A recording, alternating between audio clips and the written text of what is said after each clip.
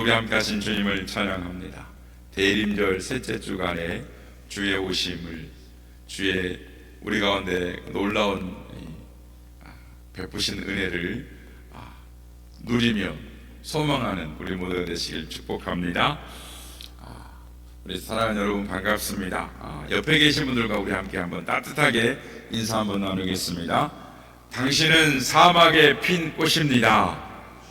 사막에 핀 꽃입니다. 예수님이 오시면 기적이 일어납니다. 오시면 기적이 일어납니다. 아멘. 오늘은 아기 예수님을 기다리는 대림절 세 번째 주일입니다. 그래서 강단에 이제 세 번째 초가 분홍색이죠. 촛불이 보이시죠? 첫 번째는 소망을 나타내고, 두 번째는 평화를 나타내고, 세 번째는 기쁨을 나타냅니다. 세 번째 촛불을 켤 때는 주님 기쁩니다. 이렇게 그러면서 키는 거예요. 그러면 이제 우리 솔직하게 한번 여쭤보겠습니다. 지금 여러분 마음속에 이 촛불처럼 기쁨이 타오르고 있습니까?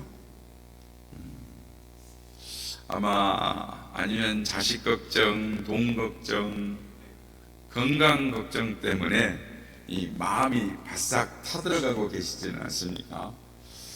혹시 내 마음은 메마른 사막 같지는 않습니까? 오늘 여러분께 이 세바스 살가두라는 사람의 이야기를 먼저 들려드리고 싶습니다. 사진 한 장 보여드릴까요?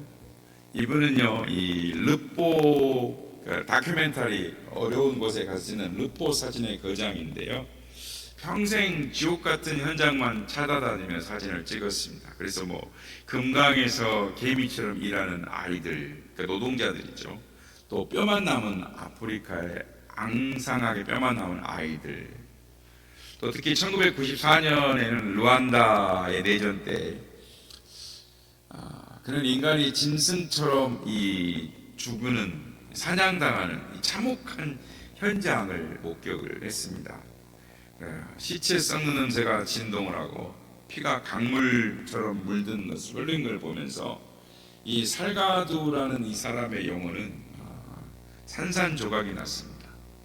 그리고 카메라를 집어던지면서 절규를 했습니다. 인류에게는, 사람에게는 희망이 없다, 구원이 없다. 그런 몸도 마음도 병이 들어서 고향 브라질로 돌아갔습니다.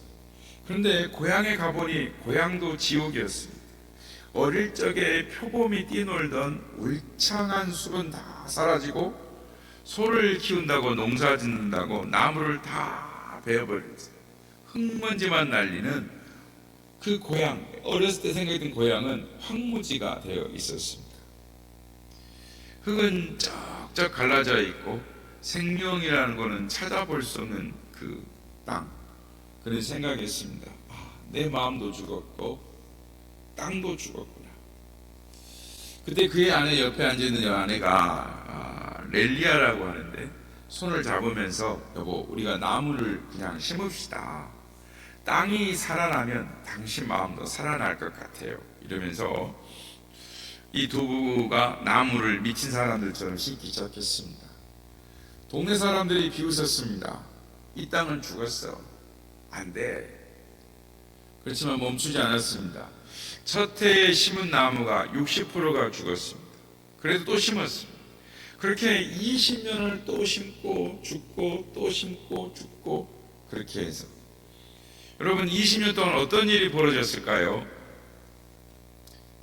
기적이 일어났습니다. 무려 200만 그루의 그루의 나무가 살아났고, 죽음의 땅이 드디어 거대한 열대 우림으로 바꾸기 시작했습니다. 부활한 것이죠. 말랐던 샘이 다시 터지고, 멸종되었다던 동물들이 172종이 되돌아오고, 제규어가 표하고 새들이 노래하는 그 축제가 열린 것입니다. 한 사람의 결심이 죽은 사막을 생명의 숲으로 바꿔 놓았습니다. 성도 여러분, 한 인간의 의지도 죽은 땅을 200만 그루의 숲으로 바꿨습니다. 하물며 천지 만물을 창조하신 전능하신 하나님이, 생명의 주인 되신 예수님이 우리의 마음에, 여러분의 마음에 찾아오시면 어떤 일이 벌어질까요? 도대체 무슨 일이 벌어지겠습니까? 오늘 읽은 성경 말씀이 바로 그 이야기인 것입니다. 예수님이 우리의 마음에 찾아오시면 어떤 일이 벌어지는가? 이사야서 35장은 당시 이스라엘 백성들의 상황은 최악의 상황이었습니다. 잔인한 아수르 군대가 성을 포위하고 물도 식량도 떨어져 가고 안에서는 사람이 사람을 잡아먹는 그런 황폐한 메마른 사막과 같은 상황이었습니다. 그런데 그 바로 절망의 상황의 한복판에 하나님이 선포하시는 것입니다. 1절 말씀입니다. 광야와 메마른 땅이 기뻐하며 사막이 백합화같이 피어 즐거워하며. 여러분, 이게 말이 됩니까? 생명이 살 수 없는 땅, 버려진 땅, 이 땅이 기뻐하며 춤을 춘다는 것입니다. 세상의 상식으로 볼 때는 사막은 모든 생명이 끝나는 절망의 종착역입니다. 더 이상 희망이 없다고 포기하는 곳, 그곳이 사막 광야인 것이죠. 하지만 기억하십시오. 그거는 하나님이 빠졌을 때 이야기입니다. 생명의 주인이신 하나님이 그 땅을 밟으시는 순간 세상의 절망의 공식은 완전히 깨어지는 것입니다. 인간이 끝이라고 생각했던 그 지점에 하나님이 임하시면 하나님의 일하시는 시작이 되는 것입니다. 그러므로 사랑하는 여러분, 우리는 믿음으로 하나님의 말씀을 믿어야 합니다. 사막 종착역이 아닙니다. 무덤이 아닙니다. 하나님이 일하시는 기적의 장이 되는, 기적의 현장이 되는 것입니다. 세상의 길이 다 끊어진 곳, 그래서 모든 가능성이 없어진 곳, 희망이 없는 곳, 그래서 오직 하나님밖에 바라볼 수 없는 거기가 사막인 것이죠. 여러분, 이 시간 마음을 활짝 여시길 바랍니다. 예수님이 여러분 마음 가운데, 여러분 삶 가운데 오시면 사막이 어떤 축제의 현장으로 바뀌는지, 그 놀라운 반전의 드라마를 오늘 말씀 3가지로 나누고자 하는 것입니다. 예수님이 오시면 무엇이 변할까요? 첫째는 우리를 속이는 환경, 즉 신기루가 사라지고 진짜 샘물이 터지는 것입니다. 여러분, 사막이 왜 무서운 줄 아십니까? 단순히 물이 없어서가 아닙니다. 속임수가 있기 때문입니다. 오늘 보면 7절에 보면 뜨거운 사막이라는 말이 나옵니다. 히브리어로 이 사막이라는 말은 샤라부라고 하는데 뜻은 신기루라는 뜻입니다. 그러니까 사막은 신기루라는 뜻인데, 그래서 사막에 들어가면 어떻습니까? 목마르죠. 갈증이 심합니다. 그래서 저 멀리 보니까 출렁이는 막 바다가 보이는 거예요. 출렁이는 시냇물이 막 숲이 막 보입니다. 그래서 그걸 쫓아갑니다. 가보니 뜨거운 모래밖에 없는 거예요. 그래서 그 모래를 막 물인 줄 알고 막 먹습니다. 죽은 사람들이 보면 입안에 모래가 가득합니다. 입안에 모래가 씹힐 때 그 절망감, 이게 사막인 것입니다. 오늘날 우리가 사는 세상이 바로 이 샤라부의 현장인 것입니다. 스탠퍼드의 의대 교수이자 이 중독 치료 전문가인 애나 렘키 박사가 쓴 도파미네이션이라는 책이 있습니다. 세계적으로 유명한 베스트셀러인데요. 이 책에서 이 앨럼은 현대인들은 쾌락 과잉 시대의 중독자들이다라고 진단을 합니다. 우리는 이 손에 이 스마트폰 또는 주식 대박, 자극적인 영상 또는 쇼핑이라는 도파민을 쫓아다니는 것입니다. 뇌는 계속해서 더 자극적인 거, 더 이렇게 외치는 것입니다. 그래서 앨런 박사는 쾌락과 고통은 저울과 같다. 쾌락을 강하게 누리면 그 반작용으로 더 큰 고통이 찾아온다. 우울이 찾아온다라는 것입니다. 이것이 바로 현대판 신기루인 것입니다. 저것만 사면 행복해질 거야. 저기만 가면 괜찮아질 거야. 저 자리만 가면 행복해질 거야. 그런데 잡는 순간 허무해지는 것입니다. 마실수록 목마른 바닷물과 같은 것이죠. 하지만 여러분, 예수님이 오시면 다릅니다. 예수님은 우리에게 또 다른 신기루를 보여주시는 것이 아니라 땅속 깊은 곳에서 흐르는 생명의 원천을, 주님 말씀하신 나를 찾는 그 안에서 생수가 솟아나게 하시는 그 은혜를 베풀어 주시는 것입니다. 예전에 우리나라 동아건설이 리비아 사막에 기적을 만든 대수로 공사가 있었습니다. 기억이 나십니까? 리비아의 국토의 90%가 사막입니다. 다들 저 나라는 희망이 없어, 끝났어, 이렇게 생각했습니다. 그런데 우리나라, 즉 한국 사람들이 가서 땅속 깊은 곳에 있는 원천을, 거대한 수맥이 있는 것을 발견했습니다. 그리고 직경 4m짜리 송수관을 4,000km를, 무려 4,000km를 묻었습니다. 그래서 물을, 이 사막을 4,000km를 지나서 한 곳으로 끌어왔습니다. 물을 끌어올리자 사막 한가운데 사막의 숲으로 변했습니다. 여의도 면적의 수십 배가 넘는 농경지가 생겼습니다. 밀이 자라고 옥수수가 자라납니다. 사진 한번 보여주시겠어요? 예, 이렇게 지금 아프리카나 이 리비아 지역은 이렇게 사막이 옥토로 바뀌어가고 있어요.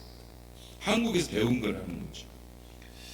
여러분, 사람의 기술로 땅속의 물을 찾아내서 사막을 옥토로 바꾸는 것이죠.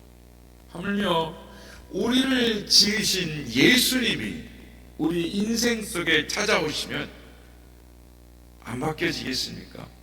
바뀌어지는 것이죠. 주님은 말씀하십니다. 내가 너희를 속이던 가짜 행복, 도파민이라는 신기루를 걷어내고 내 영혼의 깊은 곳에서 쏟아나는 기쁨의 샘물을 터뜨려 주리라.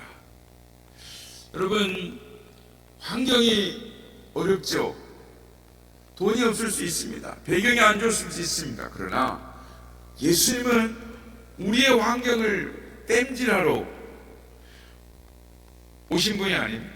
우리의 삶을 완전히 바꿔주러 오신 분입니다. 그래서 신기루를 쫓던 발걸음을 멈추고 우리는 예수님을 파야 하는 것입니다. 거기서 진짜 생수가 터지는 것을 믿으시길 바랍니다. 그런데 여러분, 밖에서 이제 환경이 생수가 터지고 천국처럼 변했다 할지라도 정작 그곳에 있는 내 속이 병들고 무너지면 무슨 소용이 있겠습니까? 그래서 오늘 말씀을 보면 주님의 시선은 환경에서 사람으로 향하시는 것을 볼 수가 있습니다. 여러분, 환경이 좋아져도 내가 아프면 소용이 없죠. 다른 거 아무리 좋아도 내가 아프면 소용이 없는 것입니다. 그래서 예수님은 우리의 병든 자아를 고쳐주십니다. 오늘 보면 5절과 6절 말씀을 보십시오. 맹인이 눈이 밝을 것이며 못 듣는 사람의 귀가 열릴 것이며 저는 자는 사슴과 같이 뛸 것이다 라고 말합니다. 이것은 육신의 질병뿐만 아니라 우리의 영적인 무기력을 고치신다라는 주님의 말씀인 것이죠. 맹인이 누구입니까? 세상의 성공은 보지만 나를 향한 하나님의 계획은 못 보는 것입니다. 못 듣는 자가 누구입니까? 사람들의 비난 소리는 크게 듣지만 내가 너를 사랑한다라고 말씀하시는 주님의 음성은 못 듣는 사람입니다. 저는 자가 누구입니까? 마음이 꺾여져서 다시 시작할 용기를 잃어버린 사람입니다. 마치 배터리가 방전된 휴대폰과 같이 아무리 좋은 거라도 방전되면 쓸모가 없는 거 아니겠습니까? 우리의 모습일 수 있습니다. 이 사막곡하던 곳에 세례 요한이 예수님께 묻습니다. 당신이 진짜 메시아입니까? 그렇게 물을 때 예수님은 오늘 보면 이사야 35장의 말씀으로 대답을 하셨습니다. 마태복음 11장 4절에서 5절. 예수께서 대답하여 이르시되 너희는 가서 듣고 본 것을 요한에게 알리되 맹인이 보며 못 걷는 사람이 걸으며 나병 환자가 깨끗함을 받으며 못 듣는 자가 들으며 죽은 자가 살아나며 가난한 자에게 복음이 전파된다 하라. 무슨 뜻입니까? 예수님의 사역의 핵심은 회복이라는 것입니다. 너희의 망가진 정체성을 내가 고쳐주리라 라고 말씀하십니다. 특별히 오늘 이 자리에 계신 연세 되신 우리 성도님들께 말씀을 드립니다. 오늘 본문에 보면 약한 손, 떨리는 무릎이라는 말씀이 나옵니다. 나이가 드니까 예전 같지 않으시죠? 자꾸 넘어지고 손이 떨리는 것입니다. 하지만 여러분 기억하십시오. 하나님은 여러분의 떨리는 무릎을 부끄러워하지 않으십니다. 육체의 무릎은 늙어 떨릴지라도 평생 자식을 위해서, 교회를 위해서 눈물 흘려온 여러분의 기도의 무릎은 그 어느 청년보다 강한 것입니다. 하나님은 젊은 사람들의 튼튼한 다리보다 떨리지만 간절하게 엎드려 기도하는 여러분의 기도를 통해서 가정을 세우시고 교회를 이끌어 가시는 것입니다. 빙점을 쓴 일본의 작가 미우라 아야코 여사의 이야기를 아시죠? 그녀는 이 꽃다운 24살의 폐결핵과 척추의 이 카리에스라는 병으로 쓰러져서 무려 13년 동안 꼼짝없이 침대에 누워 지냈습니다. 그래서 기저귀를 차고 대소변을 받아내야 했습니다. 약혼자, 그 남편이죠. 결혼을 못했으니까 같이 살지만 누워있는데 그녀를 간호하다가 과로로 세상을 떠났습니다. 유일한 자기의 의지자였는데 완전한 절망이죠. 그래서 이 미우라가 자살을 시도했습니다. 나는 살아갈 가치가 없다. 나는 쓰레기다. 이러면서 자살을 시도했어요. 그리고 병상에서 성경을 읽다가 예수님을 만납니다. 그러자 기적이 일어났습니다. 몸은 여전히 아픈데 영혼이 벌떡 일어난 것입니다. 그녀가 훗날 이렇게 고백합니다. 병들지 않았으면 나는 오만해서 아무것도 아니었을 것입니다. 아픔은 나에게 축복이었습니다. 내 몸이라는 가게에는 절망이라는 상품은 이제 품절되었습니다. 그녀가 이렇게 병상에서 이런 시를 남겼습니다. 한번 들어보십시오. 아프지 않으면 드리지 못할 기도가 있다. 아프지 않으면 믿지 못할 기적이 있다. 아프지 않으면 듣지 못할 말씀이 있다. 아프지 않으면 접근하지 못할 성소가 있다. 아프지 않으면 우러러 보지 못할 거룩한 얼굴이 있다. 아프지 않으면 나는 인간일 수조차 없었다. 사랑하는 여러분, 어디가 아프십니까? 마음이 무너지셨습니까? 예수님을 만나면 그 아픔은 저주가 아니라 하나님을 만나는 성소가 되는 줄로 믿습니다. 주님이 오시면 저는 자가 사슴과 같이 뛸 것이라고 말씀합니다. 이건 단순히 몸이 안 아프다라는 말이 아니라 사명을 감당할 수 있는 강력한 상태로 회복이 된다라는 말씀인 것입니다. 주님이 오시면 환경이 변하고 또 내 몸이 치유되어 될 수 있습니다. 그러면 어디로 가야 합니까? 건강해진 몸은 다시 방황해서는 안 되는 것이죠. 그래서 주님은 치유된 우리 앞에 새로운 길을 열어주십니다. 마지막으로 예수님은 우리의 인생에 대로를 열어주신다라고 말씀합니다. 여러분, 사막이 무서운 이유가 두 번째로, 진짜 이유는 사막에는 길이 없기 때문입니다. 어디를 가야 할지 불안한 것이죠. 많은 사람들이 인생을 여행이다라고 생각을 하지만 목적지가 없이 떠도는 것은 여행이 아닙니다. 유랑이라 그러죠. 유랑. 그러니까 어떻게 보면 노숙생활과 같은 거예요. 오늘 8절 말씀을 보십시오. 8절에 가슴 뛰는 말씀이 있습니다. 거기에 대로가 있어 그 길을 거룩한 길이라 일컫는 바 되리니, 우리의 인생에 큰 대로를 만들어 주신다라는 것입니다. 예수님이 오시면 우리의 인생에 영적 고속도로가 뚫린다라는 것입니다. 희미한 오솔길이 아닙니다. 천국 번향으로 직행하는 뻥 뚫린 길이 열린다라는 것이죠. 이 길 위에 올라서는 순간 고단한 유랑은 끝나고 설레는 천국 여행을 시작하는 것입니다. 그런데 중요한 질문이 여기에 있습니다. 누가 이 고속도로를 달릴 수 있느냐라는 것입니다.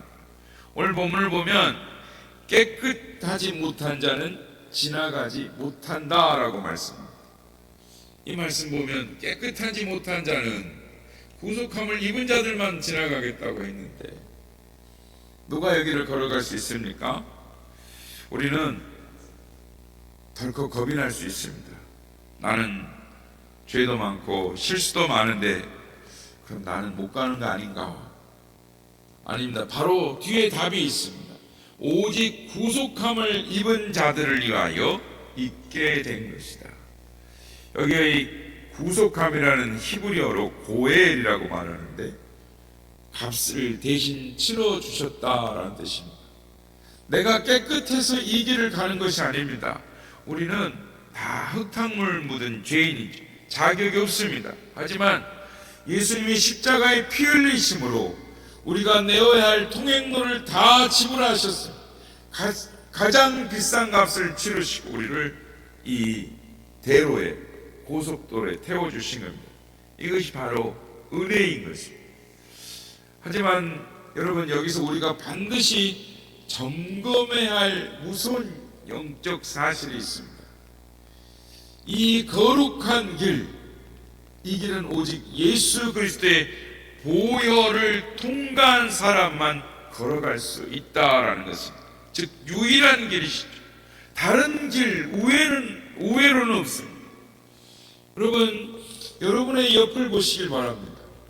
내 사랑하는 남편, 아내, 그리고 눈에 아파도 아프지 않는 내 자녀들, 그들은 지금 이 구원의 고속도로 위에 함께 서 있습니까? 아니면 아직도 저 길 없는 사막의 신기루를 쫓고 있지는 않습니다. 우리가 이 땅에서 한 집에서 먹고 잠을 자지만 걷는 길이 다르면 도착하는 끝, 종착역이 다른 것입니다. 길이 달라지면 영원히 만날 수 없는 운명의 시간이 찾아오는 것입니다. 이 안타까운 현실을 보여주는 가슴 아픈 이야기가 있습니다. 미국의 어느 독실한 어머니가 임종을 앞두고 네 아들을 불렀습니다. 세 아들은 신앙생활을 잘하는데 막내 아들만 예수를 믿지 않고 방탕하게 살았습니다. 어머니가 임종을 앞두고 세 아들과 작별 인사를 합니다. 얼굴에는 평안한 미소를 띄우면서 애들아, 굿나잇, 천국에서 내일 아침 일찍 보자꾸나. 첫째, 둘째, 셋째한테 아들아, 굿나잇, 천국에서 내일 보자. 그런데 막내 아들을 볼 때 어머니의 눈에서 눈물이 펑펑 쏟아집니다. 손이 부들부들 떨립니다.